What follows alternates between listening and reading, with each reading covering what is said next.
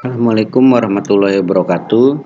Kali ini kita akan membahas tentang fungsi if pada Excel ya. Jika pada pertemuan yang lalu, part sebelumnya kita membahas tentang fungsi dari penjumlahan, kemudian rata-rata, ada pencarian nilai maksimum dan minimum ya, nilai minimum pada Excel di sini. Kali ini kita akan mencoba membuat atau membahas tentang fungsi if pada Excel, di mana fungsi if ini adalah salah satu fungsi yang paling populer di Excel, yang memungkinkan kita untuk membuat perbandingan logis antara nilai dan perkiraan. Nah, oleh karena itu pernyataan if ini dapat memiliki dua hasil, bahkan lebih ya. Misal, antara hasil pertama jika perbandingan antara benar dan hasil kedua jika perbandingan antara salah. Ya. Jadi ada beberapa kemungkinan yang diberikan dalam fungsi if. Ya. Oke, kita langsung saja di sini kita buat data untuk kita akan membuat grade ya, atau keterangan saja, keterangan ya. Kita akan gunakan rumus if di sini.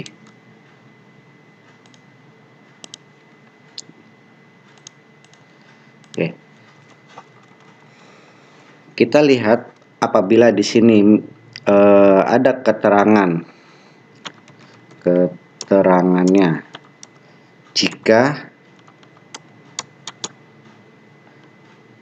nilainya lebih dari 80, maka dia akan lulus. Tapi jika kurang dari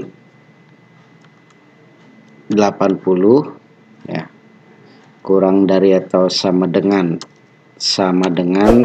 kurang dari 80, maka tidak lulus. Nah, ini bagaimana cara penggunaan rumus if-nya. Nah, di sini kita coba menghubungkan ya, mencari keterangan apakah nilai ini lulus atau tidak dengan menggunakan fungsi if. Caranya kita ketikkan sama dengan if, ini rumusnya ya. Kemudian nilai yang akan kita cari ya, ada di kolom berapa? Nilai yang akan kita cari di sini ada di kolom B2 ya. Ini B, ini 2. Kita ada di kolom nilai. Misalkan di sini kolom nilai kita cari jika nilai bahasa Indonesia ini lebih dari 80, maka dia akan lulus. Jadi jika nilai B2 ini lebih dari 80, maka dia akan lulus. Jangan lupa gunakan tanda kutip ya untuk membuat keterangannya, maka dia akan lulus. Oke, sudah seperti ini. Nah, karena di sini hanya ada dua kemungkinan, maka untuk yang selain di atas 80, maka dia tidak akan lulus. Caranya kita tinggal masukkan saja. Nah, berarti jika dia tidak lebih besar dari 80, maka dia tidak akan lulus.